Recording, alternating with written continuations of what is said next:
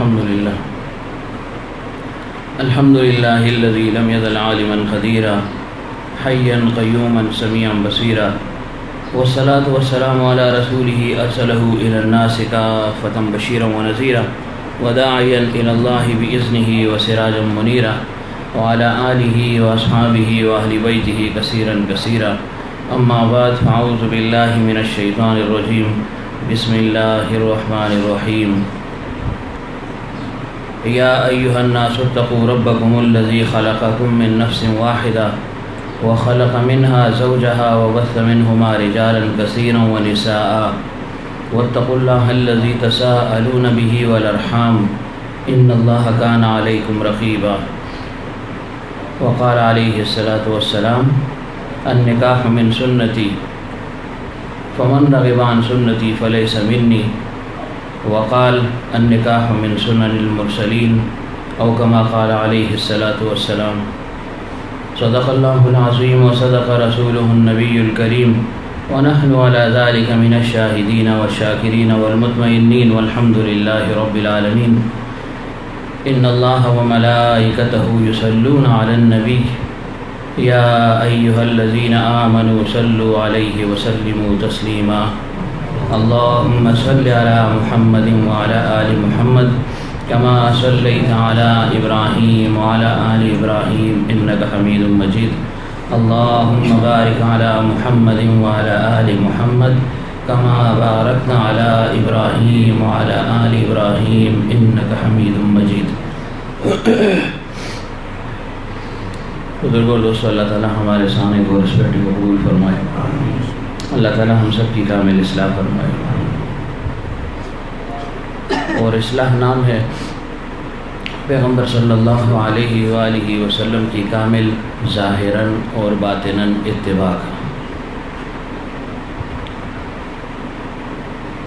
صرف ظاہری اتباع انسان کر لے تو یہ کافی نہیں ہے، بلکہ ظاہری سنن کے ساتھ ساتھ باطنی سنتوں پر بھی عمل کرنا یہ لازم اور ضروری ہے۔ گویا ایک ظاہری شریعت ہے اور ایک باطنی شریعت ہے۔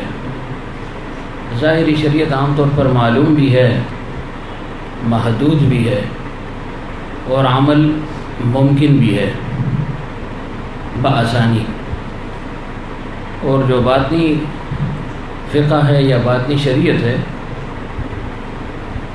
وہ معلوم بھی نہیں اور غیر محدود ہے، اور اس پر عمل بھی ذرا مشکل ہے۔ اسی وجہ سے عمل پر آنے کے لیے صحبت کو لازم قرار دے دیا گیا ہے۔ کیوں؟ صحبت ایک ایسی چیز ہے اور کسی کی رہبری اور رہنمائی میں چلنا اور اس کی رہنمائی اور رہبری میں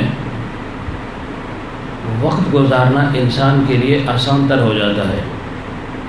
انسان لا محالہ عمل پر آتا ہے۔ یہ ہو نہیں سکتا کہ کسی صحبت میں انسان جائے، کوئی صحبت یہ اختیار کر لے اور پھر اس صاحب صحبت کے اثرات اس پر مرتب نہ ہوں۔ ایسا ہونا ممکن نہیں ہے۔ آج شاید وہ باید کوئی ایسی استثنائی صورت پیدا ہو جائے تو وہ الگ بات ہے، لیکن عام طور پر انسان ضرور بے ضرور صحبت سے متاثر ہوتا ہے، اور جب انسان صحبت سے متاثر ہوتا ہے تو اس کے باطن پر اس کا اثر پڑتا ہے۔ ظاہر پر تو اثر پڑتا ہی ہے، اصل باطن ہے۔ جب باطن پر اثر پڑتا ہے، انسان کا دل جب بن جاتا ہے، انسان کے دل میں احساس بیداری جب پیدا ہو جائے، احساس ذمہ داری جب پیدا ہو جائے، گویا اس کو مطلق احساس پیدا ہو گیا، بس پھر سمجھ جائیں کہ یہ شخص جلد یا بدیر عمل پر آ ہی جائے گا۔ لیکن شرط اس میں یہ ہے کہ یہ جو صحبت اس نے پائی ہے یا جو صحبت اس نے اختیار کی ہے، اس کو یہ چھوڑے نا، اس صحبت میں اس کو دوام حاصل ہو جائے، پھر یہ لامحالہ عمل پر آئے گا۔ اور اگر صحبت پر دوام نہیں ہے تو پھر عمل بھی ڈواڈول رہے گا۔ تو اس وجہ سے مشائخ سب سے زیادہ اس پر توجہ دیتے ہیں اور اس بات کی اہمیت بیان کرتے ہیں کہ آپ اپنے اوپر صحبت یہ لازم کر لیں، باقی عمل ہونا نہ ہونا، کرنا نہ کرنا کچھ انسان کے اختیار میں ہے، اور کچھ پھر اس صحبت کے اثر سے انسان کے اندر جذبہ پیدا ہو جاتا ہے۔ اگر آپ سوچیں، غور و فکر کریں تو مشائخ کے ہاں کوئی ایسی انہونی بات بیان نہیں ہوتی جو قرآن و سنت سے ہٹ کر ہو، یا صحابہ کے ارشادات اور فرمودات سے الگ تھلگ کوئی بات بیان ہوتی ہو، نہ کوئی الگ شریعت ہے جو بیان ہو رہی ہو، لیکن اس کا اثر آپ دیکھتے ہیں کہ وہی چیز ایک اللہ والا بیان کرتا ہے، صاحب نسبت بیان کرتا ہے، اور ایک غیر صاحب نسبت اس کو بیان کرتا ہے، اگرچہ اس کا مرتبہ بھی اللہ کے ہاں بہت بڑا ہے، لیکن زیادہ تر لوگ جو بنے ہیں جن کے اندر باطنی انقلاب پیدا ہوا ہے، جن کی زندگیوں میں انقلاب برپا ہوا، تو وہ آپ کو اللہ والوں کی صحبت میں رہنے والے لوگوں میں نظر آئے گی۔ یہ چیز ایک خاص تعلق ان کو حاصل ہوتا ہے ایسے لوگوں کو، تو اس تعلق کا اثر اللہ تعالیٰ ان لوگوں پر بھی ڈال دیتا ہے، ان لوگوں پر بھی پڑتی ہے، وہ نگاہ پڑتی ہے، وہ اثر پڑتا ہے۔ جنید بغدادی رحمۃ اللہ علیہ فرماتے ہیں، مشائخ کا بعض اوقات کوئی کشف ہوتا ہے، الہام ہوتا ہے، ایسی بات فرما لیتے ہیں کہ شاید انسان کی عقل اس کو نہ مانے، لیکن اللہ تعالیٰ نے اس میں وزن رکھا ہوتا ہے، اس کی ایک حقیقت ہوتی ہے، بعض اوقات وہ حقیقت معلوم ہو جاتی ہے، بعض اوقات معلوم نہیں ہوتی۔ تو جنید بغدادی رحمۃ اللہ علیہ فرماتے ہیں کہ اللہ تعالیٰ ہر مومن اور خصوصاً ایک اللہ والے کے دل پر دن میں 70 مرتبہ نگاہ ڈالتے ہیں۔ تو فرمایا کہ اللہ والوں کے دلوں میں بیٹھنے کی کوشش کرو، ان کے دلوں میں اپنی جگہ بناؤ، کہ اللہ تعالیٰ کی رحمت بری نظر جب ان پر پڑتی ہے، جو اس میں موجود ہو اس پر بھی وہ نظر پڑ جاتی ہے، تو پھر اس کے اندر انقلاب برپا ہو جاتا ہے، پھر وہ خود بھی محو حیرت ہوتا ہے کہ کیسے میں بدل گیا، خود بھی انسان بعض اوقات حیران ہوتا ہے، حیرت میں پڑ جاتا ہے، ایسے ایسے کام، ایسے ایسے عمل سر انجام دے دیتا ہے جس کی اسے اپنے آپ سے عمل ہونے کے بعد بھی توقع نہیں ہوتی۔ کیوں شاہ صاحب توقع نہیں ہوتی کہ یہ عمل ایسے بھی ہو جائے گا، ایسا عمل میں کر لوں گا، ایسی عبادت میں کر لوں گا، چاہے وہ جس قسم کی عبادت بھی ہے، تو انسان خود حیرت میں پڑ جاتا ہے۔ تو یہ کس وجہ سے ہوتا ہے کہ وہ اللہ والوں کی نظر میں آ گیا، تو بس اللہ تعالیٰ کا خاص تعلق ان لوگوں کو حاصل ہوتا ہے، وہ تعلق، وہ اثر، وہ نظر ان لوگوں پر بھی پڑ جاتی ہے، تو بس پھر کام جو ہے نا ان کا بن جاتا ہے۔ اس وجہ سے کہا جاتا ہے کہ ایک لمحے کے لیے بھی انسان غافل نہ ہو، اللہ تعالیٰ کی رحمت اور اس کی ہوائیں چل رہی ہیں، نہ معلوم کس وقت کس کی طرف متوجہ ہو جائے۔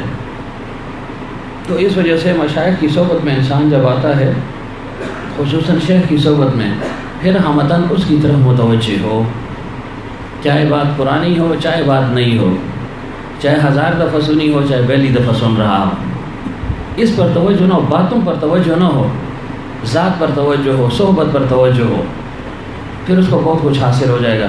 ورنہ بہت سے لوگ ایسے ہوتے بیٹھے ہوئے ہوتے ہیں، یہاں ہے غالباً، یہاں ہے قلباً کہیں اور ہے، دل و دماغ کہیں اور پھر رہا ہے۔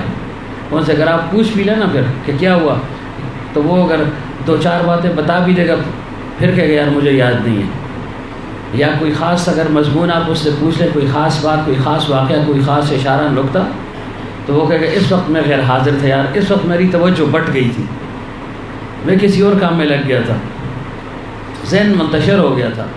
حضرت فرمایا کرتے تھے کہ ذہن کو منتشر نہیں رکھنا، یکسوئی کے ساتھ ہمتن ہو کر انسان جو ہے نا توجہ کے ساتھ سنے، تو پھر بات اس کو سمجھ بھی آئے گی، اور انشاءاللہ جب غور سے سنے گا تو وہ قلب میں رہ بھی جائے گی، وہ بات پیوست ہو جائے گی، وہ نکلے گی نہیں، اگرچہ وقتی طور پر اس کو وہ بات یاد بھی نہ ہو، اگرچہ یاد نہ ہو، لیکن موقع پر اس کو وہ بات پھر جو ہے نا یاد آ جاتی ہے۔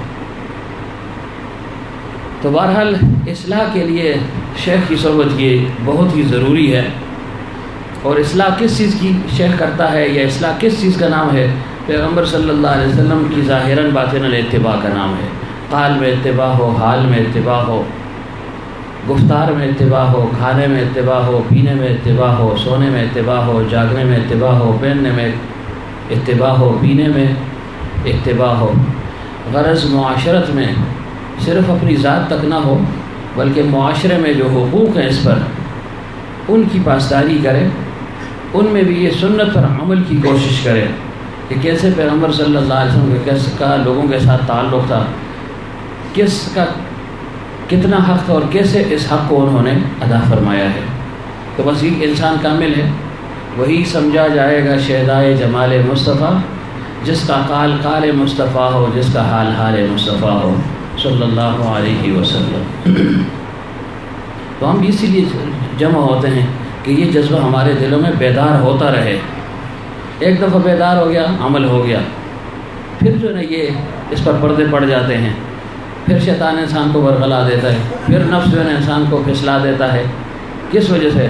صحبت میں کمی کی وجہ سے، صحبت میں عدم تسلسل کی وجہ سے۔ جذبہ بن گیا نا، تو جذبہ بنا رہا، ہفتے بعد تو کچھ نہ کچھ کمی تو آئے گی اس میں نا، تو اس کمی کو پورا کرنے کے لیے دوبارہ حاضری ہوتی ہے۔ جب اس حاضری میں تعطل آ گیا، وقفہ آ گیا، رکاوٹ آ گئی، تو پھر جو ہے نا انسان عمل سے رہ جاتا ہے، پھر مزید کمزوری پیدا ہو جاتی ہے۔ اس وجہ سے کہا جاتا ہے تسلسل رکھے بس، باقی یہ نہ سوچیں عمل ہو رہا ہے یا نہیں۔ یہ جو عمل ہو رہا ہے، یہ جو تسلسل حاصل ہے نا، یہ کمال تک پہنچائے گا انسان، یہ انسان کو کمال تک پہنچاتا ہے۔ لیکن آپ جو دوست پہلے سے آ رہے ہیں، پرانے ہیں، وہ تو اس کی اہمیت کو جانتے ہوں گے، جو نئے ہیں ان کو یہ بات عجیب لگ رہی ہوگی کہ یہ کیا ہے۔ بس آپ اس پر نہ سوچیں یہ کیا ہے، آپ آئیں آپ کو پتہ لگ جائے گا۔ یہ حال کا نام ہے، حال کو آپ قال میں بیان کر سکتے ہیں؟ نہیں کر سکتے۔ بارہا میں نے عرض کیا ہے، حضرت سے سنا ہے، اگر بچے کو آپ کہہ دیں 5 سال کے بچے کو کہ شادی ایسی ہوتی ہے، یہ مزے یہ مزے یہ مزے، وہ کہے گا نہیں میری سمجھ میں نہیں آ رہی۔ کیوں؟ اس کا تعلق قال سے ہے نہیں، آپ اس کو باتوں میں سمجھا نہیں سکتے، نہ وہ باتوں سے سمجھے گا۔ بالفعل جب بلوغت کے بعد شادی کے بندھن میں بن جائے گا، پھر اس کو پتہ لگے کہ واقعی جو ہم سنا کرتے تھے اس کی کیا حقیقت ہے۔ تو ہم بھی یہی کہتے ہیں کہ صحبت میں آئے، باقی جو ہے نا قیل و قال کو اور باتوں وغیرہ کو چھوڑ دیں۔ ذہن میں اگر انتشار پیدا ہو رہا ہے، بس اس کو جو ہے نا تھوڑی دیر کے لیے، کچھ مدت کے لیے اس میں جو ہے نا اس کا دفاع کریں، ان باتوں کو رد کریں، آتے رہیں۔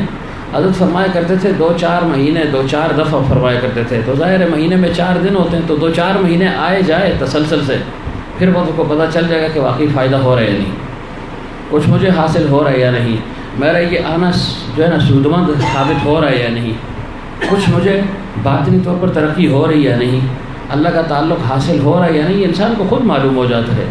کہنے کی ضرورت نہیں پڑتی، پھر دوسرے کو پوچھنے کی ضرورت پڑتی ہے، انسان کو خود ایک کمال حاصل ہو جاتا ہے، انسان صاحب نسبت بن جاتا ہے۔ یعنی صاحب نسبت سے مراد یہ کہ وہ تعلق اس کو حاصل ہو گیا، پھر یہ چلتا رہتا ہے، اب پھر مجاہدے کے بعد کمال تک بھی پہنچ جاتا ہے۔ تو گویا اس لحاظ سے ہر انسان صاحب نسبت بن سکتا ہے اور بن بھی جاتا ہے۔ وہ حکیم علومت رحمۃ اللہ علیہ سے حضرت مجذوب رحمۃ اللہ علیہ نے پوچھا، حضرت نے فرمایا بھائی صاحب نسبت اور ایسے یہ باتیں ہو رہی تھیں، تو انہوں نے کہا حضرت یہ صاحب نسبت جب آدمی ہو جاتا ہے، اس کو پتہ چل جاتا ہے کہ یہ صاحب نسبت ہو گیا ہے، یعنی یہ مقام والا بن گیا ہے، اللہ کا خاص تعلق اس کو حاصل ہو گیا ہے، اس کا کیسے پتہ چلے گا یا پتہ چل سکتا ہے؟ تو حضرت نے فرمایا خواجہ صاحب آپ نے عجیب سوال کیا، آپ سے تو اس سوال کی توقع ہی نہیں تھی، یہ کیسی آپ نے جو ہے نا بات کی، یہ تو بالکل گویا بچگانہ سی بات ہے۔ فرمایا حضرت کیسے؟ فرمایا یہ بتاؤ کہ جب آپ بالغ ہوئے تھے تو آپ کو کسی سے پوچھنے کی ضرورت پڑی تھی کہ میں بالغ ہو گیا ہوں یا نہیں؟ خود بخود آپ کو پتہ لگ گیا کہ میں بالغ ہو چکا ہوں۔ تو جب صاحب نسبت بن گیا، یہ بیج جب بو دیا گیا نا، بس خود جو ہے نا پھر انسان کو پتہ چلتا ہے کہ ہاں کسی کو کہنے کی ضرورت نہیں پڑتی، ہاں دوسرے پر ظاہر ہو جاتا ہے کہ یہ صاحب نسبت بن گیا ہے، اس کے اطوار سے، اخلاق سے، باتوں سے وہ چیز پھر ٹپکتی ہے، اگلا خود بخود محسوس کرتا ہے، خود بخود اس کی زبان پر بات جاری ہو جاتی ہے کہ واقعی یہ اللہ والوں کے پاس جاتا ہے، اس میں بھی وہ جراثیم پیدا ہو گئے ہیں، وہ چیز جس میں جو ہے نا پیدا ہو چکی ہے۔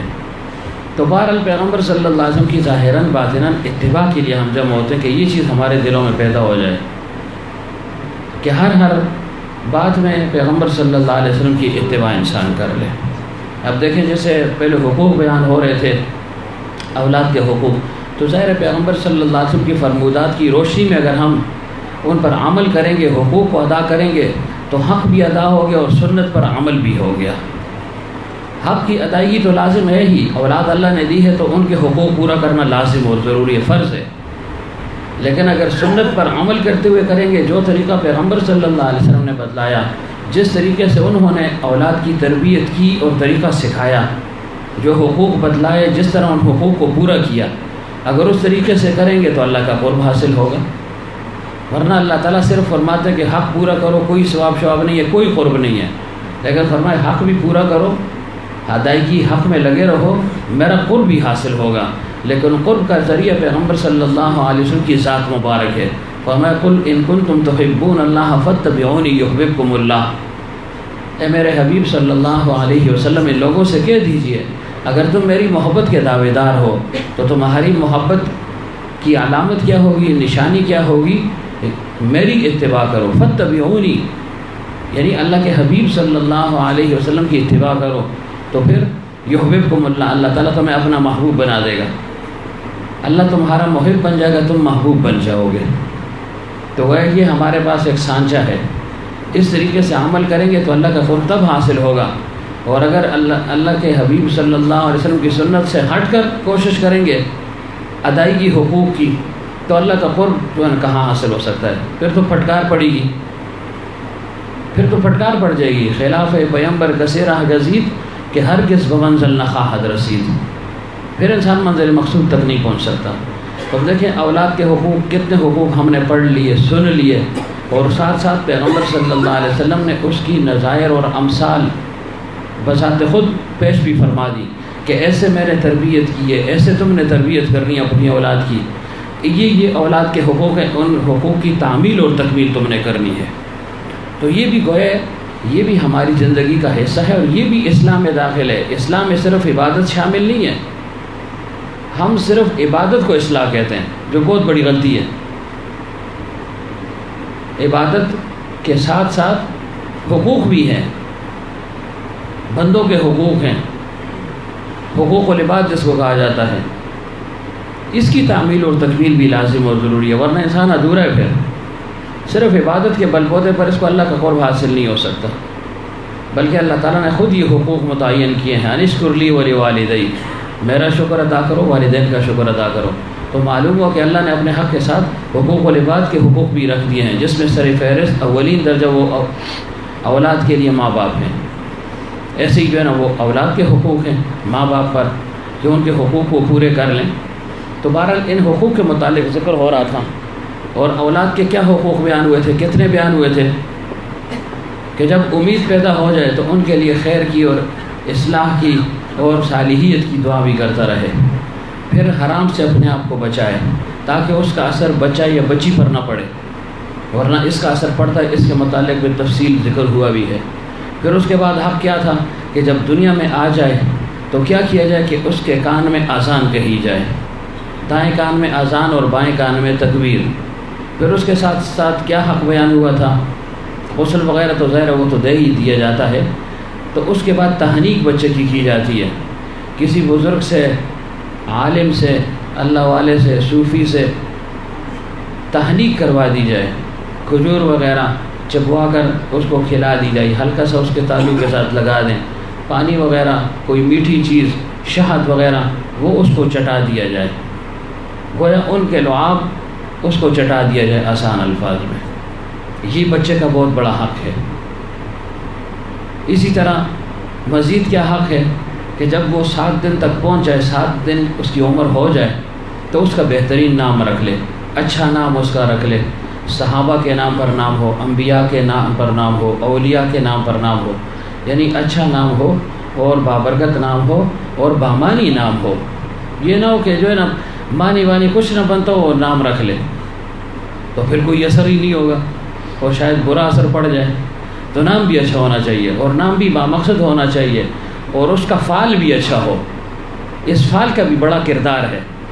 شاہ عبدالعزیز غالباً محدث دہلوی رحمۃ اللہ علیہ کے پاس ایک شخص آیا اور اس نے کہا حضرت غالباً بیٹا ہے یا بیٹی؟ فرمایا کہ اس کا نام آپ تجویز فرما لیں، یا پہلے سے کچھ نام تھے، فرمایا کہ بچے کا کیا نام ہے، فرمایا بسم اللہ اس کا نام ہے۔ اچھا وقت گزر گیا، پھر ایک اور بچے کی ولادت ہوئی، تو پھر پوچھا کہ جی اس کا کیا نام ہے، کہ جی اس کا نام لکھا ہے الحمدللہ، کہ ایک کا نام بسم اللہ اور پھر جو ہے نا الحمدللہ۔ تو جب حضرت کو یہ پتہ لگا کہ بھائی اس خاندان میں یہ بچے ہیں اور ان کے یہ نام ہیں، تو 3 نام تھے، میں بھول گیا ہوں، بسم اللہ، الحمدللہ، ایسے کچھ نام تھے، غالباً آخری نام الحمدللہ تھا۔ تو حضرت محدث ذیلوی رحمۃ اللہ علیہ نے فرمایا ان قریب یہ خاندان ختم ہو جائے گا،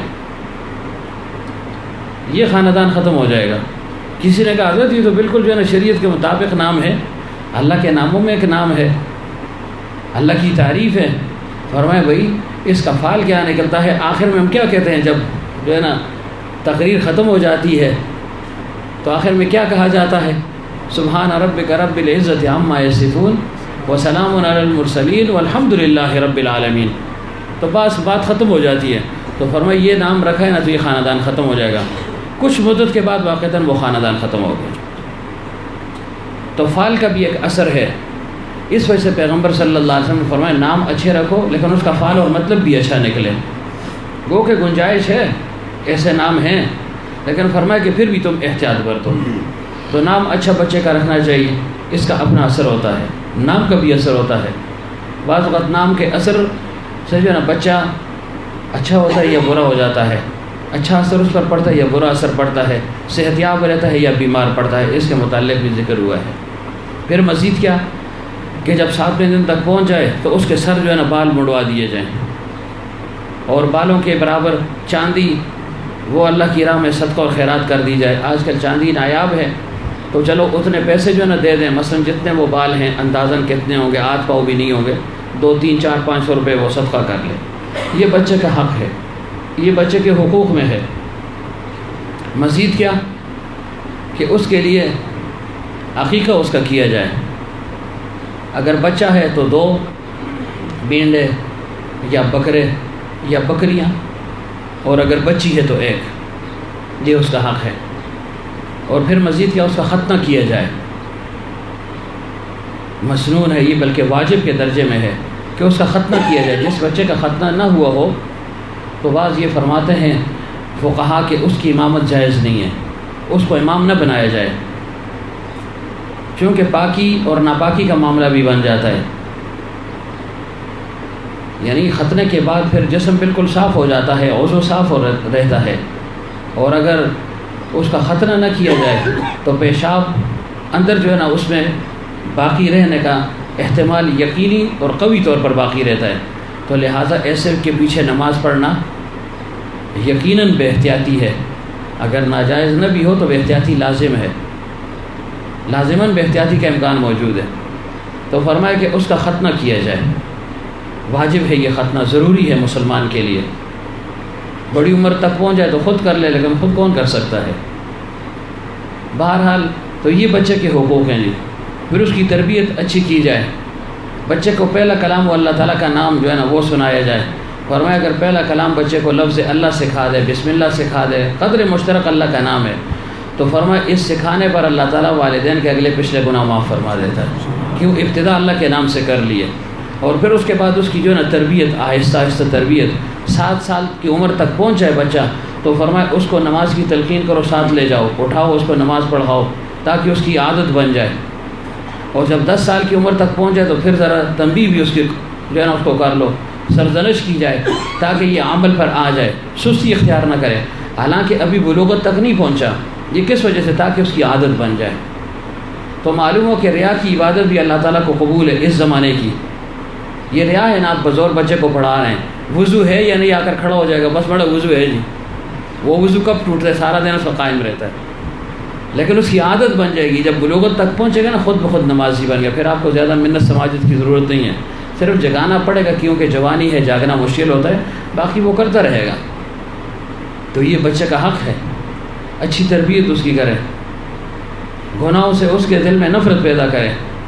جھوٹ، خصوصاً جھوٹ پر جو ہے نا سب سے پہلے بچہ جو ہے نا عادی ہو جاتا ہے، جھوٹ کہ والدین گھر میں جھوٹ بولتے ہیں نا تو بچہ بھی عادی بن جاتا ہے۔ تو فرمایا خود بھی جھوٹ سے بچو اور بچے کو بھی بچاؤ۔ تو بہرحال یہ ساتھ ساتھ تربیت ہے۔ اور پھر اس کے بعد آخری جو سب سے بڑا حق ہے بچے کا وہ کیا ہے؟ فرمایا جب بلوغت تک پہنچ جائے تو اچھی جگہ پر اس بچے یا بچی کا رشتہ کر لیا جائے۔ یہ بچے کا آخری اور اہم حق ہے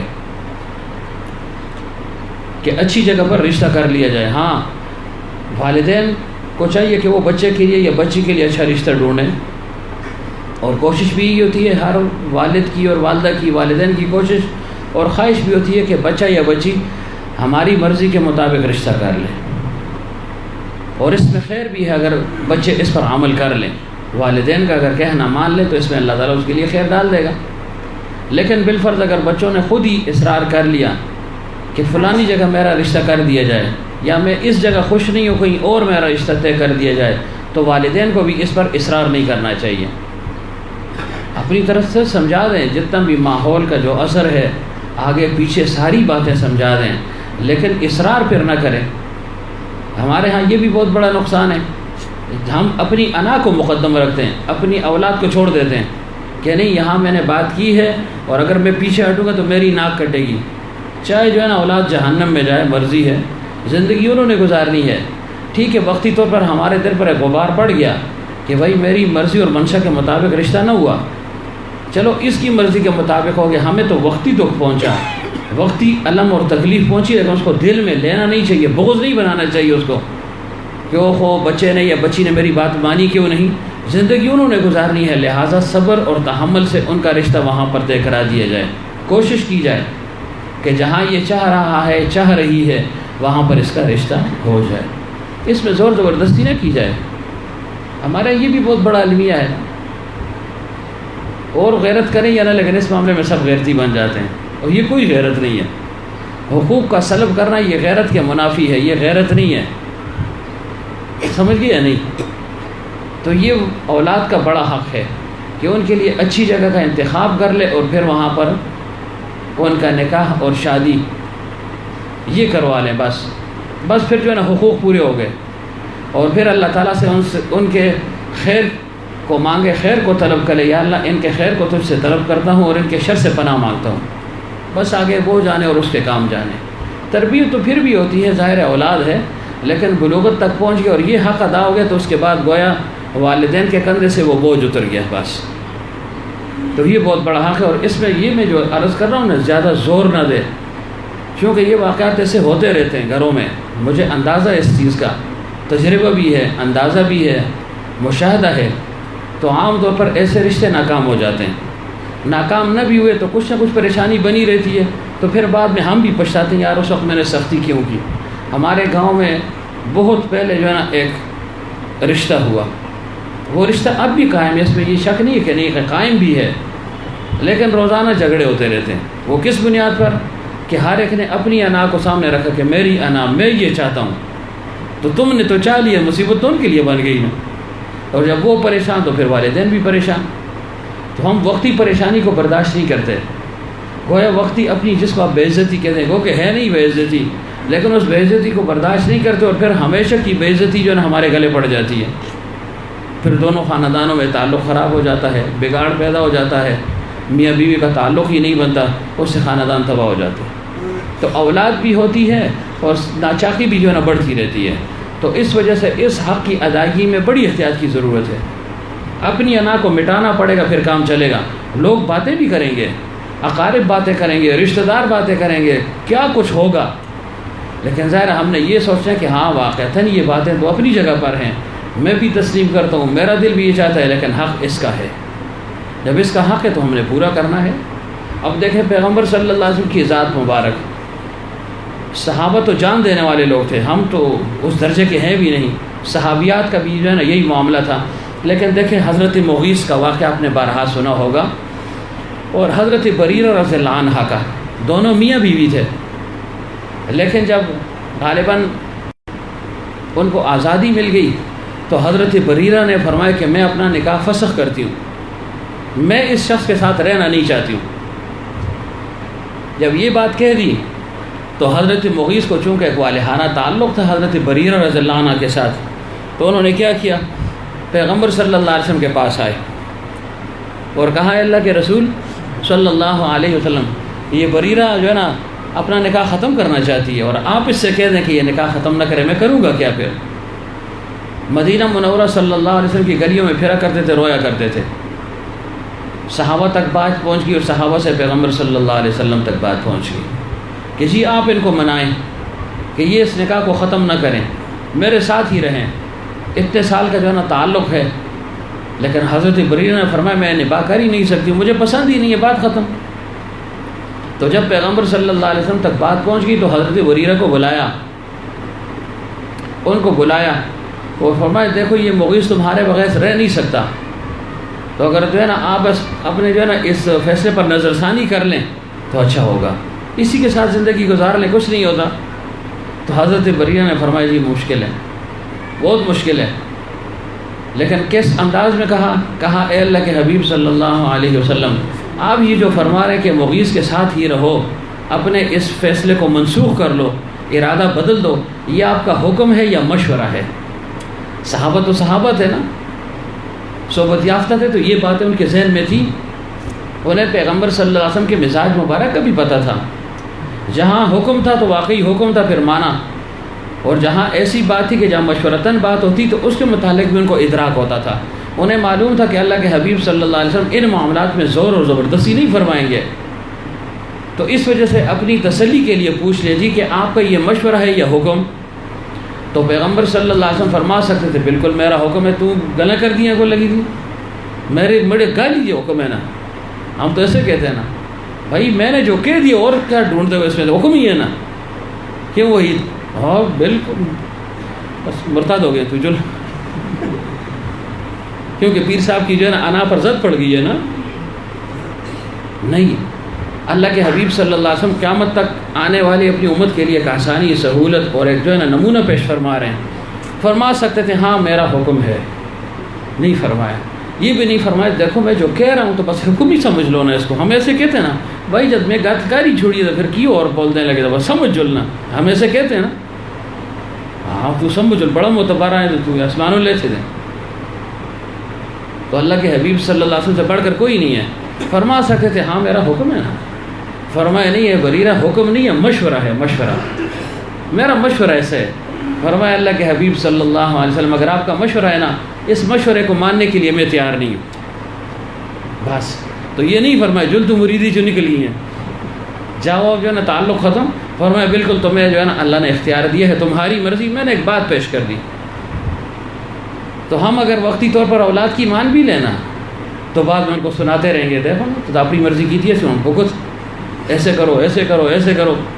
اللہ کے حبیب نے اس کے بعد اس موقع پر نہیں جتنے بھی واقعات ہوئے ہیں جس میں اللہ کے حبیب صلی اللہ علیہ وسلم کی نادانستہ طور پر اجتہاداً بھی صحابہ سے سہو ہوئی ہوئے، یعنی غلطی ہوئی ہے، پیغمبر صلی اللہ علیہ وسلم کے حکم میں تعطل ان سے ہوا ہے، سستی برتی گئی ہے، نقصان بھی ہوا ہے، تو پیغمبر صلی اللہ علیہ وسلم نے کبھی بھی یہ نہیں فرمایا کہ تم نے فلاں وقت یوں کیا تھا اور فلاں وقت یوں کیا تھا۔ کہیں آپ کو کتابوں میں نہیں ملے گی یہ بات، کہیں حدیث میں نہیں ملے گی آپ کو بات، صحابہ کے اقوال میں یہ بات آپ کو نہیں ملے گی۔ کتنا بڑا حادثہ ہوا غزوہ احد کے موقع پر، پیغمبر صلی اللہ علیہ وسلم کے حکم میں اجتہادی سہو لاحق ہو گئی صحابہ سے کہ 50 تیر انداز مقرر تھے، فرمایا آخر تک تم نے نہیں اترنا، یہاں تک فرمایا اگر تم دیکھو کہ ہمارے سروں سے پرندے گوشت نوچ نوچ کر لے جا رہے ہیں تم نے نہیں اترنا۔ لیکن جب کفار پسپا ہو گئے، 23 آدمی ان کے مردار ہو گئے، یک لخت یعنی لمحہ میں، ایک لمحے میں 23 جگہ جہنم واصل ہو گئے، تو وہ بھاگنے پر مجبور ہو گئے، تو ان 50 میں سے 30-35 جتنے تھے وہ نیچے اتر آئے۔ آپس میں مکالمہ بھی ہو کہ نہیں اترا، انہوں نے کہا جی مطلب یہ تھا کہ ہمیں جب تک فتح نہ مل جائے تو ہم نے نہیں اترنا، غنیمت تقسیم ہو رہی ہے، یہ مطلب ہے۔ انہوں نے یہ اجتہاد کر لیا، اور عبداللہ بن جبیر نے فرمایا نہیں، حکم یہ کہ آخر تک جب تک آرڈر نہیں آیا تو ہم نے نہیں اترنا۔ بہرحال صحابہ اتر گئے، خالد بن ولید رضی اللہ عنہ اس وقت حالت اسلام میں نہیں تھے، حملہ کر دیا، 70 صحابہ شہید ہو گئے۔ وقتی طور پر مسلمان پیچھے ہٹ گئے، جس کو آپ شکست کا نام دے سکتے گو کہ شکست نہ تھی، اور پھر صحابہ دوبارہ پھر اکٹھے ہو گئے، پھر حضرت ابو سفیان جو ہے نا وہ نکل پڑے، پھر ٹھہرے نہیں، وہ اس وقت وہ بھی حالت اسلام میں نہیں تھے۔ تو اب جب پیغمبر صلی اللہ علیہ وسلم نے یہ دیکھا، کہتے ہیں صحابہ شہید ہو گئے، کہیں آپ نے یہ نہیں پڑھا ہوگا کہ تسی کی لیتے ہو، میرے سنگ آہے بھی ایسا آپ نے یہ کیوں ایسے کیا؟ بس آپ کو جو ہے صحابیت کی لسٹ سے میں نکالتا ہوں، اس کو اتنا جرمانہ، اس کو اتنا جرمانہ، اس کو اتنی سزا، اس کی کہیں سنا پڑھا کچھ نہیں، بس فرمایا بس یہ تقدیر میں سے ہی لکھا ہوا تھا، بس بات ختم۔ تو یہ نہ ہو کہ آپ جو ہے نا اولاد کے لیے فیصلہ بھی ان کی مرضی کا کر لیں اور پھر بعد میں جو ہے نا ان کو پھر جو ہے نا وہ کوستے رہیں اور ان کو تانے اور تشریح دیتے رہیں۔ یہ زندگی ہے، یہ ایسا بندھن ہے نا کہ یہ گویا یہ شادی والا معاملہ ایسا ہے نا، یہ جوا کھیلنا ہے۔ جوا تو حرام ہے نا، لیکن اس معنی میں یہ پتہ نہیں چلتا کہ آگے جو ہے نا جیتے گا یا ہارے گا، زندگی اچھی گزرے گی یا بری گزرے گی، اس کا کسی کو پتہ نہیں ہے۔ ظاہراً دو چار باتیں دیکھنی پڑتی ہیں، نیک ہیں، لوگ اچھے ہیں، صالح ہیں، اور اگر لڑکا بہت ہی اچھا ہے، دیندار ہے تو وہ الگ بات ہے، لیکن اگر ظاہری دینداری اس میں نہیں بھی، مثلاً شریعت کے موافق نہیں بھی، لیکن باقی ان کے جو خاندان میں صالحیت موجود ہے، اس لڑکے میں باقی صالحیت، انسانیت، قدر ہے، شرافت ان لوگوں میں ہے، حیا کا کچھ نہ کچھ جو ہے نا اثر رکھتے ہیں، تو جو ہے نا انسان اس بنیاد پر رشتہ کر لیتے ہیں۔ باقی تو عملی زندگی میں پتہ چلتا ہے کہ کون کتنے پانی میں ہے، کتنا وفادار ہے، کتنا تابعدار ہے، کتنا حیا والا ہے، یہ تو بعد میں پتہ چلتا ہے۔ ممکن ہے والدین کی مرضی سے ایک شادی ہو اور اس میں بعد میں گڑبڑ پیدا ہو جائے، پھر ظاہر اولاد پھر تانا دیتی رہے گی کہ دیکھو تو اپنی مرضی کی تھی ایسی۔ تو ایسے ہی اگر اولاد اپنی مرضی کر لے تو والدین کو جو ہے نا پھر اس بات پر زیادہ جو ہے نا کود کرید نہیں کرنی چاہیے، سختی نہیں کرنی چاہیے، بلکہ خوشی کا اظہار ہو کہ یا اللہ شکر ہے ہم نے تو اس کے لیے ڈھونڈنی تھی اور اس نے خود ہی ڈھونڈ لی، اتفاقاً اس کو مل گئی، یا کسی نے اس کا ذہن بنا لیا تو یہ تو اور اچھا ہو گیا، چلو ہمارے ذہن سے اور جو ہے نا کندھوں سے بوجھ اتر گیا، اس کی مرضی کا کام ہو گیا تاکہ کل ہمیں پریشان نہ کرے۔ تو بہرحال عرض یہ کر رہا تھا کہ یہ اولاد کا ایک بہت بڑا حق ہے کہ ان کا نکاح کیا جائے، اچھی جگہ پر کیا جائے اپنی طرف سے، لیکن اگر اولاد مصر ہو تو پھر اس میں جو ہے نا زیادہ سختی بھی نہ برتی جائے، سختی نہ کی جائے۔ اور دیکھیں پیغمبر صلی اللہ علیہ وسلم نے نکاح کا عمل فرمایا ہے، فرمایا النکاح من سنتی فمن رغب عن سنتی فلیس منی، یہ میری سنت ہے۔ اور فرمایا النکاح من سنن المرسلین، تمام انبیاء کی یہ سنت ہے سوائے یحییٰ علیہ السلام کے، یا شاید ایک دو چار اور بھی ہوں کہ انہوں نے نکاح نہیں فرمایا۔ کیوں؟ ان کا مزاج ہی ایسا تھا، سیدا و حسورا، ایسے تھے بالکل اس کی طرف ان کو التفات ہی نہیں تھا۔ تو اس وجہ سے فقہاء فرماتے ہیں کہ نکاح بعض اوقات یہ فرض اور واجب ہوگا، بعض اوقات یہ سنت ہوگا، بعض اوقات یہ مستحب ہوگا، بعض اوقات یہ حرام ہوگا۔ اگر حقوق ادا نہیں کر سکتا، اس کو قدرتی حاصل نہیں ہے، بیمار ہے، طبی لحاظ سے، یا نان نفقے کی اس میں سکت نہیں ہے، تو اس وقت اس کے لیے نکاح کرنا حرام ہے، حقوق سلب ہو رہے ہیں۔ اور اگر بالکل اس کے بغیر رہ نہیں سکتا، ظاہر ہے فرمایا کہ یا معاشر الشباب، کیسے وہ آگے وہ پوری جو ہے نا وہ میں بھول گیا ہوں، من استطاعت منکم الباءۃ، ہاں کیا کرے پھر، فلیتزوج فإنہ اغض للبصر وأحسن للفرج، کہ یہ جو ہے نا تم میں سے نوجوان جو ہیں، فرمایا کہ اگر قوت اور طاقت رکھتے ہوں تو وہ شادی کر لیں، نکاح کر لیں۔ کیوں؟ فرمایا اغض للبصر، یہ آنکھ کی حفاظت ہے اس میں، احسن للفرج، فرج کی اس میں حفاظت ہے، شرمگاہ کی حفاظت ہے۔ اور پھر فرمایا کہ جس کے اندر قوت اور طاقت نہ ہو تو وہ کیا کرے، فلیصم فإن الصوم له وجاء، وہ بے در پہ روزے رکھتا رہے، یہ اس کے لیے جو ہے نا اس کا علاج ہے، گویا اس کے لیے ایک رکاوٹ بن جائے گی۔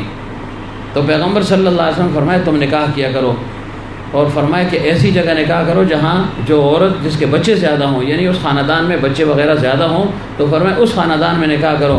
فإنی أباہی بکم الأمم، میں تمہارے ذریعے سے باقی امتوں پر فخر کروں گا کہ میری امت جو ہے نا تم سے بڑھ کر ہے۔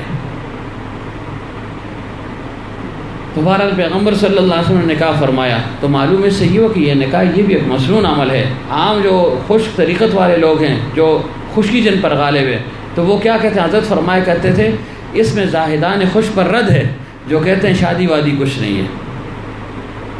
اگر کچھ نہ ہوتا تو پیغمبر صلی اللہ علیہ وسلم کیوں فرماتے؟ اتنے انبیاء ہیں انہوں نے کیوں فرمائی؟ سلیمان علیہ السلام نے کتنی جو ہے نا شادیاں فرمائی، کتنے نکاح تھے ان کے، اس سے اندازہ لگائیں۔ باقی انبیاء کو دیکھیں اور پیغمبر صلی اللہ علیہ وسلم نے دیکھیں نکاح فرمائے کتنے، 11، ٹھیک ہے جی، چلو اختلاف ہے لیکن چلو میں 11 ہی کہہ دیتا ہوں، 11 نکاح فرمائے۔ چونکہ پتہ تھا کہ میری امت میں مختلف طبقوں کے لوگ ہوں گے، مختلف خاندانوں کے لوگ ہوں گے، مختلف قوموں کے لوگ ہوں گے، شاہ صاحب مختلف قوموں کے لوگ ہوں گے، خاندانوں والے لوگ ہوں گے، مختلف مزاج کے لوگ ہوں گے، تو تاکہ امت کے لیے ایک نمونہ پیش ہو جائے، کسی کو کوئی عار محسوس نہ ہو، کوئی رکاوٹ محسوس نہ ہو، یہاں کروں یا نہ کروں، ادھر جاؤں یا نہ جاؤں۔ تو پیغمبر صلی اللہ علیہ وسلم نے زیادہ عمر کی عورت سے بھی نکاح فرمایا، کم ترین عمر کی عورت سے بھی نکاح فرمایا، یعنی حضرت خدیجہ الکبریٰ رضی اللہ عنہ اور حضرت عائشہ رضی اللہ عنہ۔ پیغمبر صلی اللہ علیہ وسلم نے مالدار عورت سے بھی نکاح فرمایا، غریب عورت سے بھی نکاح فرمایا۔ حضرت جویریہ رضی اللہ عنہ سے نکاح فرمایا، انتہائی مفلس، اور حضرت صفیہ رضی اللہ عنہ سے نکاح فرمایا، انتہائی مالدار، دونوں سے نکاح فرمایا۔ پھر پیغمبر صلی اللہ علیہ وسلم نے اپنوں میں بھی نکاح فرمایا، غیروں میں بھی نکاح فرمایا۔ اپنوں میں بھی قریش خاندان کے جو لوگ تھے، حضرت خدیجہ الکبریٰ رضی اللہ عنہ، اسی طرح حضرت عائشہ رضی اللہ عنہ، ایسے یعنی عرب میں ان میں بھی نکاح فرمایا اور غیروں میں بھی نکاح فرمایا، یعنی اپنوں میں بھی اور غیروں میں بھی نکاح فرمایا۔ اچھا جی، کنواری سے بھی نکاح فرمایا، مطلقہ سے بھی نکاح فرمایا، بیوہ سے بھی نکاح فرمایا۔ کتنے ہو گئے؟ پورے ہو گئے 11 یا نہیں پورے ہوئے؟ مسلمان سے بھی نکاح فرمایا، غیر مسلم سے بھی نکاح فرمایا، یعنی اہل کتاب سے، یہ 11 ہو گئے۔ عمر میں بڑھ کر کون تھی؟ سب سے زیادہ عمر تھی حضرت خدیجہ الکبریٰ رضی اللہ عنہ کی، 15 سال جو ہے نا عمر میں بڑی تھی۔ آپ میں سے بھی بہت سے ایسے ہوں گے کہ ان سے جو ہے نا عورتیں شاید سال 2-3 بڑی ہوں گی، تو کوئی یار کی بات نہیں ہے، ممکن ہے کوئی یار سمجھتا ہو کہ مجھ سے عمر میں بڑی ہے، تو جب بڑی تھی تو تمہیں پتہ تھا نا، کہتے نا، اب کر لیے تو اب کہتے ہو بڑی اور چھوٹی ہے، تو کیا ہوا؟ نقصان کیا ہے؟ کچھ نقصان نہیں۔ ہاں بہت زیادہ فرق ہو تو چلو وہ الگ بات ہے، وہ تو عرب تھے، پھر پیغمبر صلی اللہ علیہ وسلم کی ذات مبارک تھی، لیکن اس میں حرج تو نہیں ہے۔ دیکھیں حکیم اختر صاحب رحمۃ اللہ علیہ نے جو شادی فرمائی تھی، میں نے عرض کیا تھا نا، 15 سال ان کی گھر والی ان سے بڑی تھی، 15 سال، لیکن انہوں نے نکاح فرمایا، لیکن انہوں نے کس جذبے سے؟ یہ جذبے کی بات اصل ہوتی ہے نا، اس جذبے سے فرمایا کہ یہ کوٹلہ جو جگہ ہے جہاں یہ عورت رہ رہی تھی، جن سے نکاح بھی ہو گئے، جو ان کے جو ہے نا عقد میں پھر آ گئی، فرمایا اس بنیاد پر آپ سے نکاح کرتا ہوں، اگرچہ آپ کی عمر 15 سال مجھ سے زیادہ ہے، لیکن اس بنیاد پر آپ سے نکاح کرتا ہوں کہ یہ آپ کا شہر اور میرے شیخ کا شہر بالکل قریب ہے، تو میرے لیے شیخ کے پاس جو ہے نا آنا جانا آسان رہے گا، اس بنیاد پر میں آپ سے نکاح کرتا ہوں۔ دوسرا یہ، اس بنیاد پر نکاح کرتا ہوں کہ پھر مو کو پیچھے تکی نا چھکتی رہے، میں یہ قدر پیروں پیچھے دوڑنے لگے تھا، پیر صاحب کے پیچھے کیوں جا رہے ہو؟ یہ دو باتیں ایک پیر صاحب کی وجہ سے کر رہا ہوں کہ پیر صاحب کے پاس جانا آسان، اور تمہاری طرف سے رکاوٹ بھی نہ ہوگا، کیوں جا رہے ہو؟ اگر یہ شرطیں منظور ہے تو آپ کی عمر کو میں نہیں دیکھتا ہوں۔ انہوں نے کہا بالکل میں تیار ہوں، تو شادی ہوگی۔ تو یہ کوئی ایسی معیوب بات نہیں ہے۔ تو فرمایا کہ جو ہے نا زیادہ عمر کی عورت سے بھی نکاح کر لیا، حضرت خدیجہ الکبریٰ رضی اللہ عنہ سے، اور یہ اللہ تعالیٰ اپنی قدرت دکھا رہا ہے کہ جن سے جو عمر میں کم تھی ان سے اللہ نے اولاد دی نہیں، جو عمر میں سب سے زیادہ تھی اور عمر بھی 15 سال کا فرق، اس سے اللہ تعالیٰ نے ساری اولاد دے دی اور نسل بھی اسی سے چلی۔ اس پر بھی جو نا غور کریں، یہ اللہ کی قدرت ہے۔ تو ان باتوں کو سامنے نہ لایا جائے کہ ایسے کیوں جی اور ایسے کیوں جی، لیکن بہرحال پیغمبر صلی اللہ علیہ وسلم نے سارے نکاح فرما دیا۔ اب کم عمر حضرت عائشہ رضی اللہ عنہ کی عمر جب پیغمبر صلی اللہ علیہ وسلم کا وصال یعنی دنیا سے جانا تھا تو 18 سال کی عمر تھی۔ پھر اس طرح دیکھیں حضرت صفیہ کو دیکھیں، گویا غیر مسلموں بھی نکاح فرمایا، یعنی وہ اہل کتاب تھی، وہ یہ ابن اخطب کی بیٹی تھی، غزوہ خیبر کے موقع پر غالباً کون سے صحابی تھے ان کے وہ حصے میں آ گئی، تو اللہ کے حبیب صلی اللہ علیہ وسلم نے خود یا صحابہ نے کہا اللہ کے حبیب یہ سردار کی بیٹی ہے، اور یہ ایک عام آدمی اور عام صحابی کے پاس ہو تو یہ اچھی بات نہیں ہے، اس کی جو ہے نا عزت نفس مجروح ہوگی اس میں۔ تو صحابی نے کہا اللہ کے حبیب میں آپ کے لیے چھوڑ دوں، آپ نکاح کر لیں۔ نکاح اس وقت بڑے آسان تھے، اب تو بہت اتنا مشکل ہو گیا نا، او ہو کہیں رشتہ مانگنے کے لیے آپ چلے جائیں نا تو آپ کو 20 چکر لگانے پڑیں گے شاہ صاحب، اور 20 چکر لگواتے بھی ہیں ہم نے، یہ بھی کمال ہے نا۔ تو ایسا مزاج ہونا چاہیے، نہ کسی کو چکر لگے اور نہ لگوائیں، یہ کام ہونا چاہیے۔ یہ ہمارے معاشرے کا بہت بڑا بت بن گیا ہے، اگر پہلی دفعہ کوئی کسی کو ہاں کر دے نا تو اگلا کہے گا او پہلی دفعہ ہاں کر دی، کوئی گال ہے ایسے ہی، وہ مانگنے والا خود کہے گا، کوئی گل ایسے ہی، وہ بدبخت تمہیں شکر کرو پہلی دفعہ تمہیں جو ہے نا ہاں کر دی ہے، تمہیں دوڑایا نہیں ہے، ورنہ 10 دفعہ دوڑاتے کم از کم 1000-2000 کا فروٹ ہی تو تمہیں لے جانا پڑتا، پھر وہ بھی خوش نہیں ہے۔ تو آوے کا وہی بگڑا ہوا ہے، اور جو دینے والے وہ آتے ذرا دیو چنگا پارا کر کے دے کہ پارا کر سی پیچھا پھر مصیبت ہو سی۔ وہ کہے گا دیکھو ہم 10 دفعہ آئے تھے، تھوڑی پیو ہی آئے تو تھوڑی ماؤ ہی آئے تو تھوڑے پراؤ ہی آئے، تو پھر بعد میں پھر دونوں جو ہے نا ٹکراتے رہتے ہیں، سمجھ گئے نہیں؟ اللہ کرے وہ پیغمبر صلی اللہ علیہ وسلم کی سنت اس زمانے میں جو طریقہ تھا وہ رائج ہو جائے، کم از کم اس معاملے میں تو ہونا چاہیے نا۔ اور یہ بھی نہ دیکھیں یہ خاندان کا ہے یا نہیں، اور کس خاندان کے، بھائی ٹھیک ہے کچھ چیزیں ہیں ان کو دیکھا جائے، لیکن اتنی کود کو رہے شاہ صاحب کے بالکل ایسے تو باہر نکلنے ہی نہیں، بالکل یہ کہاں سے آیا؟ تو یہ اپنی اولاد کے لیے خود جو ہے نا ہم نے مصیبت جو ہے نا گڑ لی ہے۔ اولاد 30 35 40 سال تک پہنچ گئی اور کہتے جی ہمارے خاندان میں لڑکی نہیں مل رہی یا لڑکا نہیں مل رہا، تو لڑکیاں بوڑھی ہو رہی ہیں اور لڑکا بوڑھا ہو رہا ہے۔ اگر لڑکا اپنی مرضی سے باہر خاندان سے کرتا ہے، شاہ صاحب کڑو اس کو، تو اس نے تو ہماری ناک کاٹ دی ہے، بھائی ہماری قوم برادری میں ایسا ہوا ہی نہیں ہے، تو وہ بیچارہ بھی پریشان اور عورت بھی پریشان کہ اس کے لیے اپنے خاندان کا جوڑ کا مل ہی نہیں رہا نا۔ یہ میں نے پہلے بھی عرض کیا تھا، ادھر قریب سے ایک بزرگ آئے تھے، لگتا ایسا تھا کہ عالم تھے وہ، اگرچہ پورا علم انہوں نے پڑھا نہیں تھا، لیکن بہرحال تو وہ آئے ادھر بیٹھ کے مجھے کہا کہ ایسے بچیاں ہیں اور ان کے لیے کوئی رشتہ ہو، تو میرے ذہن میں تھا کہ یہ جگہ ہیں، ان سے اگر عرض کر دوں، تو انہوں نے کہا کہ بات یہ ہے کہ ہم فلاں خاندان والے ہیں شاہ صاحب، اور جو ہے نا اس خاندان والا ہو باہر والا نہ ہو، میں جی یہ کام بڑا مشکل ہے، آپ کے خاندان والا میں کہاں ڈھونڈتا رہوں گا؟ تو میں نے کہا دیکھیں الحمدللہ آپ تو خود عالم ہیں، تو آپ کو پتہ نہیں ہے کہ غیر خاندان میں بھی جائز ہے؟ اور میں بالکل مجھے پتہ ہے، لیکن اولاد مصیبت بنی۔ اس نے کہا خبردار تو نہیں آنا گا، تو بوڑھے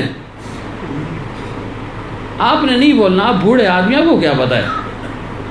دنیا داری ایسا کرنی، تو تھا پید اسی پتہ کھٹا تھا، ایسا حال ہو گیا۔ اس نے کہا مجھے خود پتہ ہے، کر سکتا ہوں، ہوتا ہے، جائز ہے، لیکن اولاد نہیں مان رہی۔ اور فرمایا کہ بچیاں جو ہے نا 30 سال کی عمر تک پہنچ گئی ہیں، جوڑ کا رشتہ خاندان میں مل رہی نا اور باہر دے نہیں رہے، کس وجہ سے؟ ناک کٹ جائے گی کہ خاندان سے باہر کیوں دی؟ تو ایک خاندان ایسا بھی ہے کہ وہ باہر بالکل نہیں دیتا، باقی کچھ نہ کچھ کر لیتے ہیں، یہ خاندان نہیں دیتا۔ تو پھر آخر تک جو ہے نا بچے ہم کہتے ہیں جی کہ شادیاں کریں، جی شادیاں کریں، وہ جی ملتی ہی نہیں کوئی، اور جب مل گئی تو ادھر جو ہے نا بچہ 40 سال کا ہو گیا، پھر ٹنگا اس کی لمکی دی ہونی، قبرہ بھی پی دی ہونی۔ تو ان چیزوں پر غور کریں۔ اب دیکھیں پیغمبر صلی اللہ علیہ وسلم نے حضرت حفصہ رضی اللہ عنہ سے نکاح فرمایا، اپنی بیٹیاں حضرت عثمان رضی اللہ عنہ کے نکاح میں دی، صرف ایک حضرت علی رضی اللہ عنہ کو جو دیا تو بالکل اپنے خاندان کا تھا نا، یعنی چچا زاد تھے، باقی تو نہیں تھے نا، باقی تو بنو تیم یعنی دوسرے جو وہ تھے اقوام کے لوگ، ان میں جو ہے نا اپنی بیٹیاں دی نا۔ تو کیا پیغمبر صلی اللہ علیہ وسلم کو پتہ نہیں تھا کہ یہاں نہیں دینی چاہیے؟ تو یہ امت کے لیے آسانی پیدا فرما دی، ہم پھر بھی جو ہے نا اپنے اوپر سختی کر رہے ہیں۔ تو یہ جو ہے نا اولاد کا حق ہے، بہرحال ٹائم بھی کم رہ گیا ہے، تو یہ اولاد کا حق ہے کہ اس کے لیے اچھی جگہ کا چناؤ کر لے، یا جو اس کی مرضی ہے، اگر وہ اتنا بچے کو بھی چاہیے کہ ایسی جگہ دیکھے جو ہے نا والدین کے لیے قابل قبول ہو، اور جو ہے نا اس میں کوئی بے عزتی کا، رسوائی کا، بے حیائی کا پہلو نہ ہو۔ لیکن اگر انتہائی جو ہے نا اولاد نافرمان ہوگی، پھر بھی والدین کو گزارا کرنا چاہیے، پھر بھی ان کو گزارا کرنا چاہیے کہ عمر اس نے گزارنی ہے، ہم نے نہیں گزارنی۔ اور بعض اوقات ایسے ہو بھی سکتا ہے کہ والدین کے دل میں ایک جگہ ہو کہ یار یہ جگہ مناسب نہیں ہے جہاں پر بچہ یا بچی کہہ رہے ہیں، لیکن یہ بہت ممکن ہے کہ اللہ تعالیٰ اسی رشتے میں سب سے زیادہ قوت اور تقویت اور برکت جو ہے نا وہ ڈال دے۔ یہ تو تشویش ہوتی ہے نا شروع سے، ایسے نہ ہو جائے، ایسے نہ ہو جائے، یوں نہ ہو جائے، یہ سب جو ہے نا مفروضے ہیں۔ بعض اوقات یہ جو ہے نا صحیح ثابت ہوتے ہیں، بعض اوقات غلط بھی ثابت ہو سکتے ہیں۔ تو صرف تشویش کی بنیاد پر بھی جو ہے نا رشتوں کو نہیں چھوڑنا چاہیے۔ تو بہرحال اصل چیز یہ ہے۔ تو اب دیکھیں پیغمبر صلی اللہ علیہ وسلم نے سارے نکاح فرمائے، مطلقہ سے بھی نکاح فرمایا۔ حضرت حفصہ رضی اللہ عنہ جب بیوہ ہو گئی تو کیا کیا؟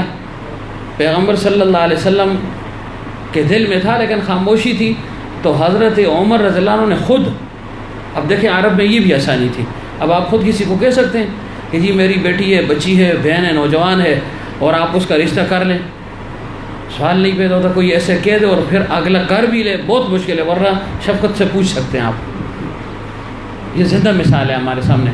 کراچی سے رشتہ آیا، خود لوگوں نے کام دیتے ہیں، یہ میرے پیچھے دوڑتا دوڑتا آیا، یہ رجیو نے خود آیا کرائیں نا، میں کرو نہ جی کوئی گل ہو سی، یہ سامنے بیٹھا ہوا ہے.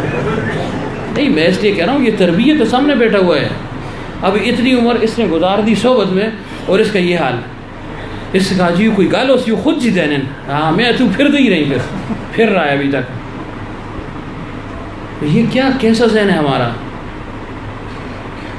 چلو اگر وہ خود ہی کہہ رہے ہیں تحقیق تھوڑی بہت کر لو، اگر تمہیں کوئی شک شبہ ہے نا. اب تحقیق بھی نہیں کر رہا اور جو ہے نا رشتہ بھی نہیں کر رہا، تو پھر کیا علاج ہے.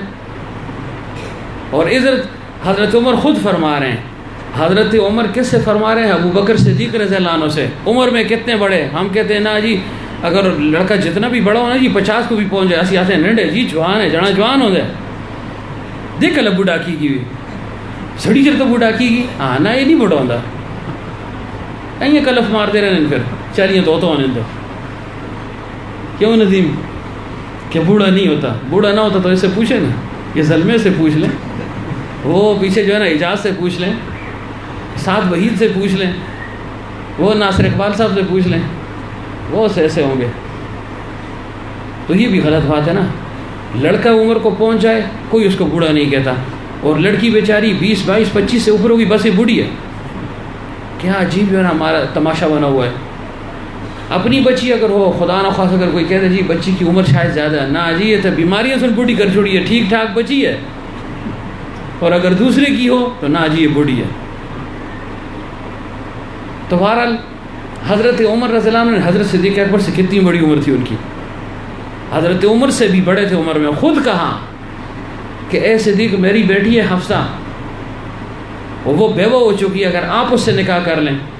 کیسا جو ہے نا عجیب طریقہ تھا، کتنی آسانی تھی. شاہ صاحب یہ نہیں کہہ رہا نال پروٹوکول ہوئے 50 آدمی جو جی 50 ہو پھر اگلی بار جو روتے پھر آؤ پھر چلو ایک قصہ بنے دے.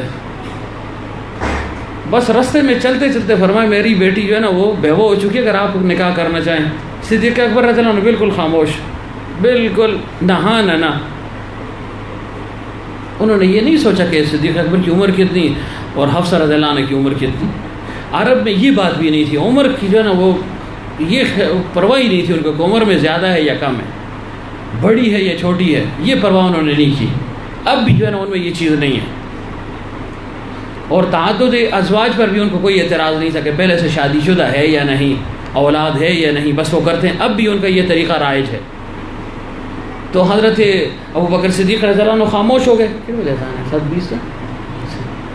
چلو بس یہ بس کرتا ہوں پھر، کیوں روزے والے بھی شاید ہوں گے نا. آپ میں روزے والا آج کوئی ہے یا نہیں ہے؟ 1 2 کتنے این کوڑا ہاتھ نہ چاہے ویسے نہ پورے ہاتھ چاہو سنگ پتہ لگے کہ کھجور تھا سی. کتنے بھائی شوکت ان کو جو ہے نا آپ نے کھجور ایک دینی ایسا کیوں کم ہے نا، ایک اس لیے کہہ رہا ہوں، لیکن عجوہ ہے نا اس کی تو اپنی ایک شان ہے نا. مدینہ منورہ صلی اللہ علیہ وسلم سے اس کو نسبت حاصل ہے، تو یہ ایک بھی بہت بڑی ہے.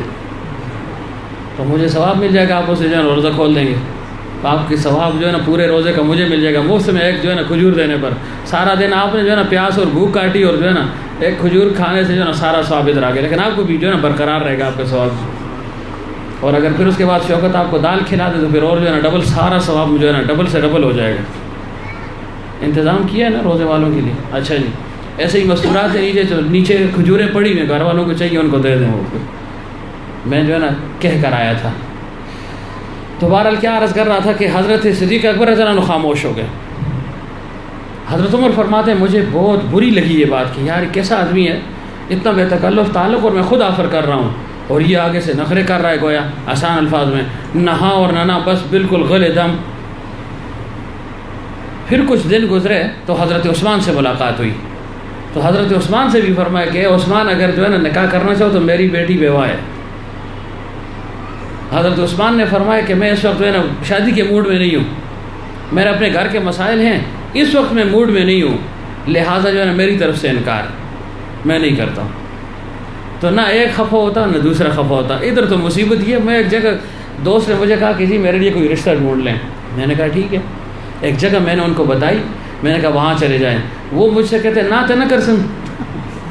ہاں میں آخر واہ عجیب آدمی ہو. میں نے کہا نہ یا ہاں یہ ان کا کام ہے, میں نے صرف جگہ بتا دی ہے. انہوں نے بھی عرض کیا تھا, تم نے بھی کہتے یہ جگہ ہے, باقی آپ جانے اور وہ جانے, یا آپ لوگوں کے اپنے معاملات ہوں گے, خاندانوں کے آنا جانا ہوگا, پسند آ گیا تو دے دیں گے, پسند آ گئے تو کر لو گے. اس نے کہا نہ جی نہ کر کے نہ میں آئے پر تو نہ جل سنگیا بے تھی. ہاں مطلب یہ نا کہ بس اس نے کہہ دیا نا کہ پیر صاحب نے کہا, میں نے گاؤں میں ایک جگہ رشتہ بھیجا, میرے ساتھ یہ معاملات بہت ہوتے ہیں, تو میں نے ان سے کہہ بھی دیا تھا میرا نہیں کہنا یہ فلانی جگہ رشتہ ہے.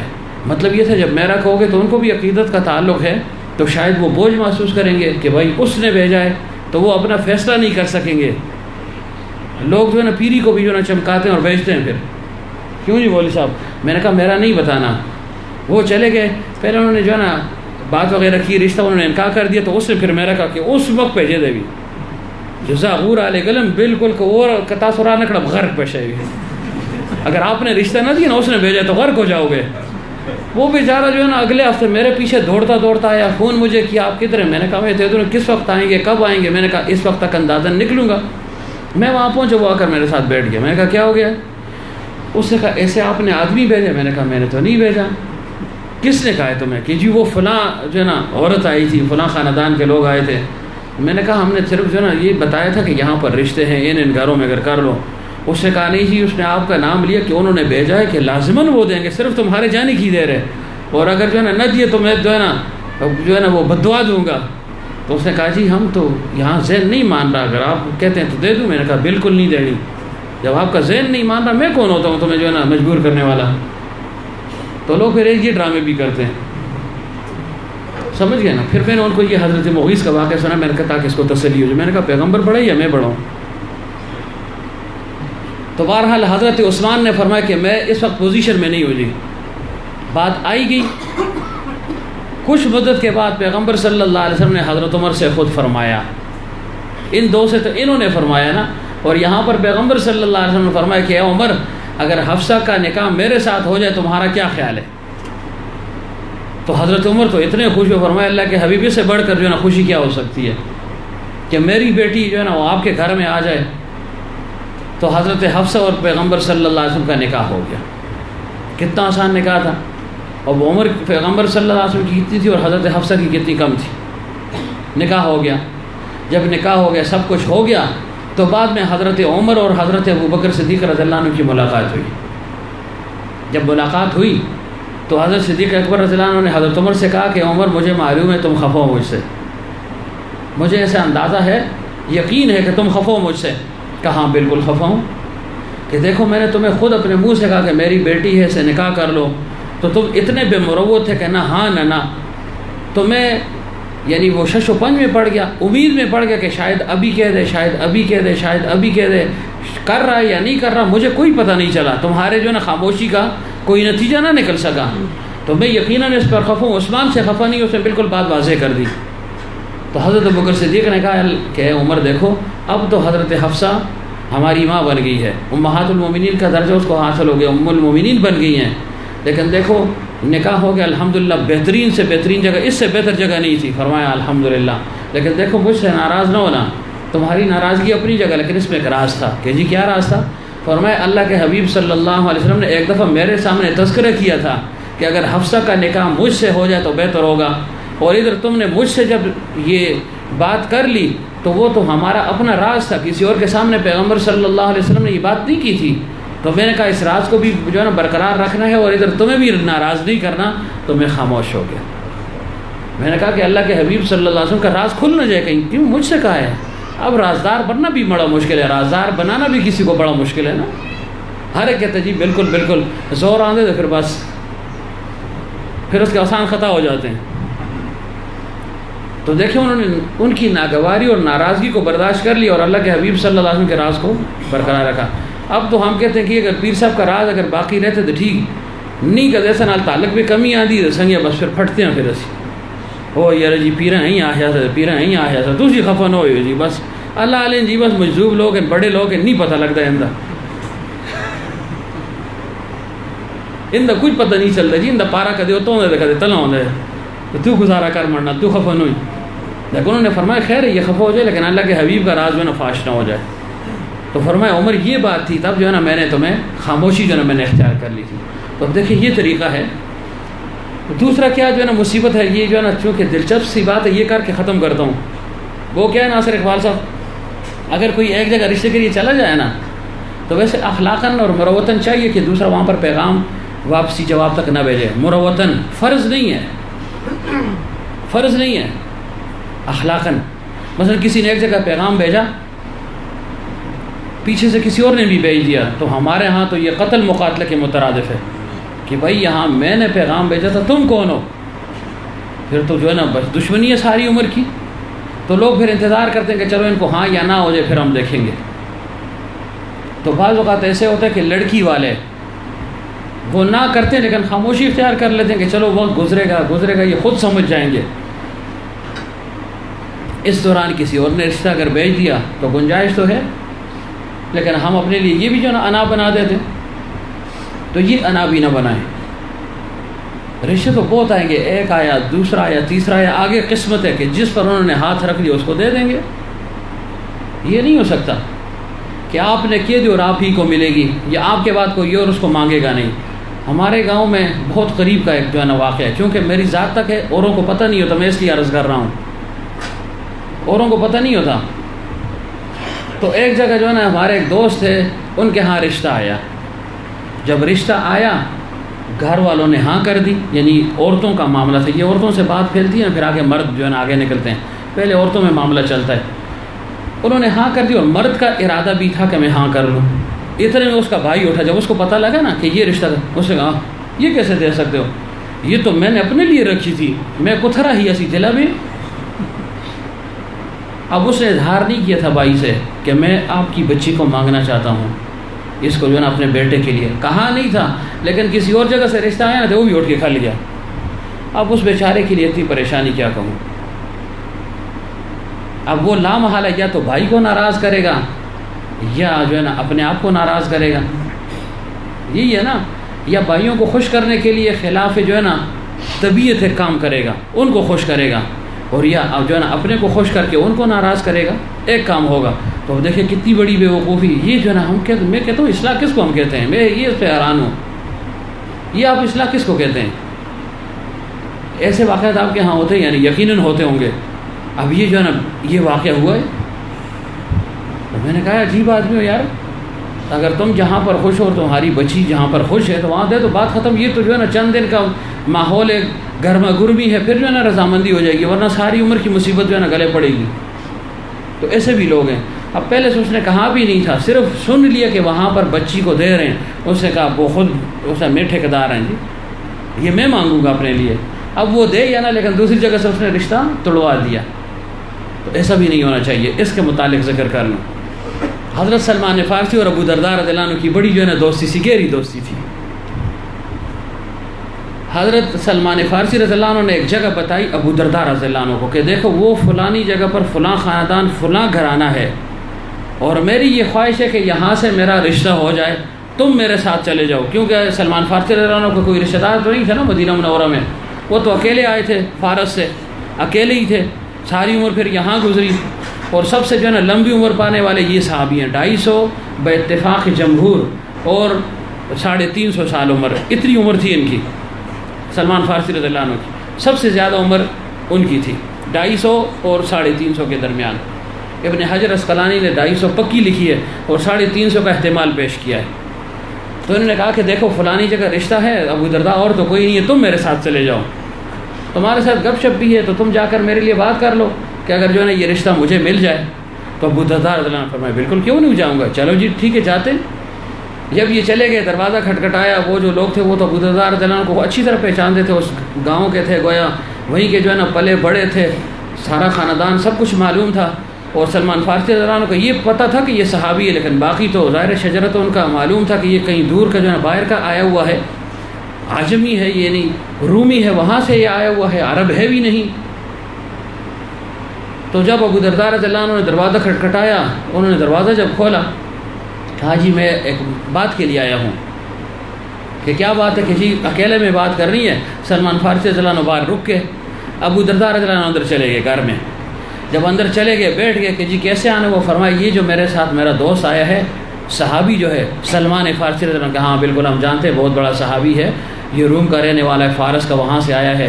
تو حضرت ابو درداء نے بڑی ان کی تعریف کی، ایسا صحابی ہے، ایسا ہے، ایسا ہے، اتنی قربانی کی، یہ قربانی، یہ قربانی، یہ قربانی، یہ ساری باتیں کر لی کہ وہاں جو ہے نا آتش کدے کو چھوڑا، اپنی جو ہے نا رہبانیت کو چھوڑ دیا، ورنہ یہ جو ہے نا پادری اور راہب ہوتا وہاں کا بہت بڑا، وہ ساری چیزوں کو اس نے لات مار دی، جگہ جگہ پر یہ بیچارہ فروخت ہوا، یہاں تک کہ مدینہ منورہ صلی اللہ علیہ وسلم پہنچایا۔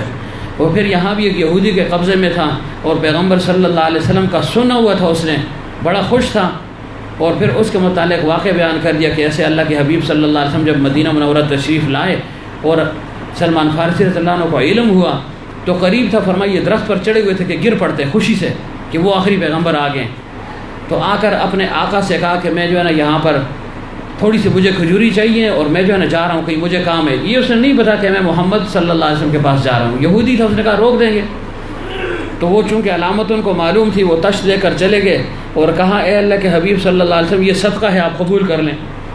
تو ان کو یہ علم تھا، اپنی کتابوں میں پڑھا ہوا تھا کہ پیغمبر صدقہ قبول نہیں کرتا، خصوصاً آخری پیغمبر۔ تو اللہ کے حبیب صلی اللہ علیہ وسلم فرمایا یہ صدقہ ہے، میرے لیے جائز نہیں ہے، صحابہ سے فرمایا تم کھا لو۔ سلمان فارسی فرماتے ہیں ایک علامت پوری ہوگی، الحمدللہ یہ آخری پیغمبر کی پہلی نشانی ہے۔ پھر کچھ مدت گزری، پھر اپنے آقا سے کہا مجھے تھوڑی سی کھجوریں چاہیے، اس نے کہا اپنے لیے توڑ دو جتنی چاہیے، تشت بھر دیا، گئے اور اللہ کے حبیب صلی اللہ علیہ وسلم کو پیش کر دی کہ یہ ہدیہ ہے، میں آپ کے لیے تحفہ لایا ہوں۔ اللہ کے حبیب نے فرمایا الحمدللہ، خود بھی کھائی، صحابہ پر تقسیم کر دی۔ فرمایا دو علامتیں ظاہر ہو گئیں، پوری ہو گئیں۔ پھر ایسے جو نا پیغمبر صلی اللہ علیہ وسلم کے ارد گرد ایسے گویا طواف سے کر رہے تھے، چکر لگا رہے تھے، کبھی آگے کبھی پیچھے۔ تو اللہ کے حبیب سمجھ گئے کہ یہ کیا کہنا چاہتے ہیں، کیا جو ہے نا یہ بزبان حال کیا کہہ رہا ہے۔ اللہ کے حبیب صلی اللہ علیہ وسلم نے اپنی جو چادر مبارک تھی ایسے جو ہے اس کو گرا دیا تو پیچھے مہر نبوت صلی اللہ علیہ وسلم سامنے ہو گئی۔ تو سلمان فارسی فوراً گئے اور میرا مہر نبوت پر جو ہے نا منہ لگا دیا، چوما اس کو، اور پھر فرمایا اشہد ان لا الہ الا اللہ واشہد ان محمدا عبدہ ورسولہ، مسلمان ہو گئے۔